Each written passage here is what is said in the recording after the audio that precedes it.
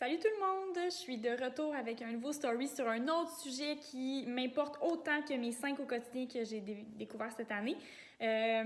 Donc, mon autre sujet, c'est l'écriteau. Je souhaitais vraiment vous en parler plus longuement que sous une petite publication avec quelques mots. Je vais faire un peu comme j'avais fait pour mes 5 au quotidien. Donc, je vais décortiquer mon écriteau en petites capsules que je vais déposer au courant des prochains jours. Elles vont toutes être rassemblées sous la pastille écriteau que je vais ajouter dans mes highlights. Donc, vous pourrez retourner voir les capsules qui vous intéresseront.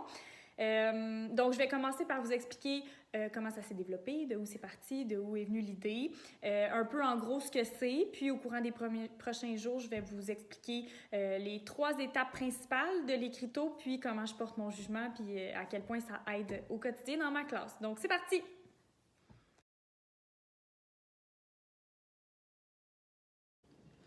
Donc, comment m'est venue l'idée de l'écriteau? C'est vraiment simple. C'est parti d'une conversation avec mon amie Rosalie cet été, une amie qui est enseignante, elle aussi. Puis, vous le savez, ben, des profs en vacances, ben, ça part d'école quand même, hein? Puis là, on jasait de ce qu'on aime, de ce qu'on fait, tout ça. Puis là, elle m'a dit qu'elle avait l'habitude de commencer chaque matin avec de l'écriture spontanée. Donc, les élèves arrivent dans la classe, ils savent que c'est ce qu'ils font en entrant.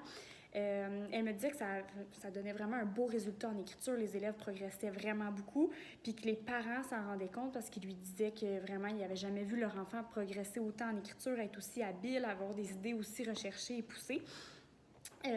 Donc là, elle me nommait tous les avantages qu'elle voyait de faire ça, puis j'ai comme vraiment tout de suite collé à son idée.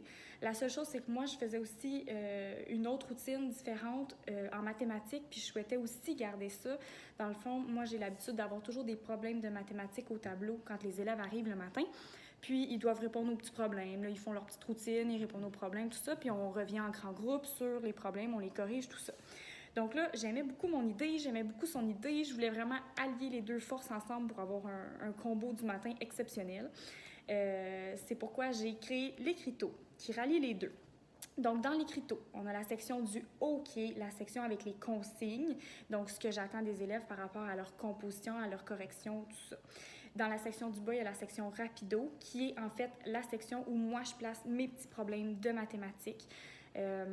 Puis là, ben, ça pourrait être des problèmes sur autre chose, si vous souhaitez travailler autre chose, mais je trouve que ça aide vraiment beaucoup de faire un petit rappel chaque matin, un petit 5 minutes, là, puis on voit soit les notions de la semaine, les notions qu'on a vues dans les dernières semaines, on garde tout le temps frais dans notre tête les techniques qu'on a apprises dernièrement.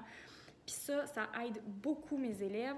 Je vous dirais que la matière qu'on commence à voir le lundi, en la retravaillant chaque matin comme ça, un petit 5 minutes, ben, le vendredi, là, c'est pas mal acquis pour tout le monde.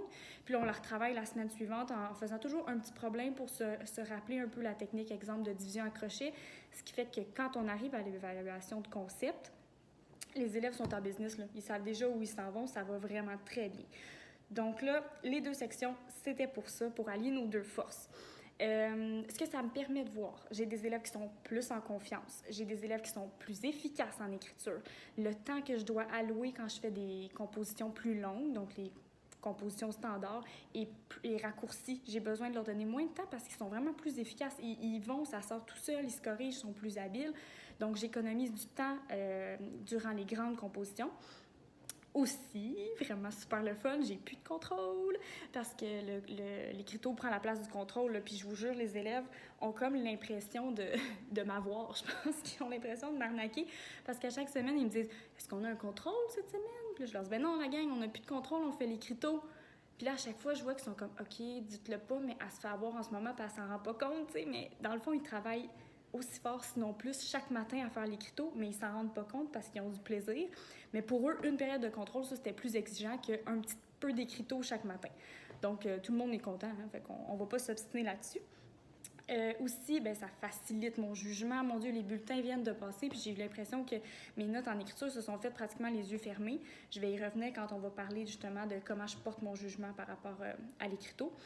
Puis aussi, bien, ça donne une petite routine sécurisante à nos élèves qui sont plus anxieux puis qui ont besoin d'être rassurés le matin ou de s'activer le moteur, mais plus lentement, plus tranquillement. Donc, pour tout ça, je suis certaine que vous allez tomber en amour avec l'écriteau. Je vous en reparle au courant de la semaine sur tout ce qui est des étapes qui concernent l'écriteau. Merci!